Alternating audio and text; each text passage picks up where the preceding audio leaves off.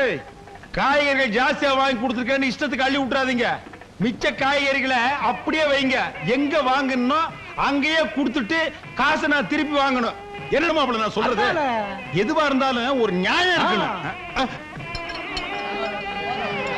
என்னையா அது? ஏமாச்சா கூட்டமே வரக்கூடாதுன்னு தான் நான் வந்தேன்னு கல்யாணம் வச்சேன். ஆமா, இத்தனை பேரு எங்க இருந்து வந்தானுங்க? ஏன்பா இன்னைக்கு தான் வந்தாச்சே, பஸ் இல்லையே, எப்படி வந்தீங்க? அது தெரிஞ்சுதாங்க முந்தா நாளே வந்து சத்திரத்துல படுத்துட்டுங்க.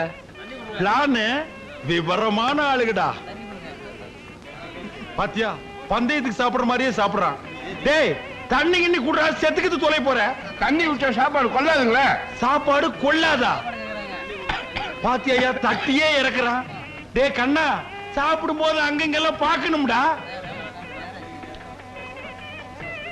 பாரு, சொன்னா கேக்குறான்னு பாரு. மச்சான், நான் இங்க நின்னா கொலைகாரனா மாறிடுவேன். டேய், கொஞ்சம் கூட மனசாட்சி இல்லாம தூக்கிறான் பாரு. டேய், இதெல்லாம் உனக்கு நல்லது இல்ல, இது நியாயம் இல்ல. பக்கத்துல அவன் ஒரு சோறா இருந்தா இப்படி திப்பாரு. ஐயா, சோறு பத்தாது போல் இருக்கு, இன்னொரு மூட்டை அரிசி வேணுங்க. டேய் போடா, அப்பிடுவேன். தின்ன தீத்துருவானு போல் இருக்கு. மச்சான், ஏன் அவஸ்தை? கல்யாண செலவெல்லாம் பொண்ணு வீட்டுக்கார தலையில கட்டிட வேண்டியதானே? யோ, புரியாம பேசாதயா.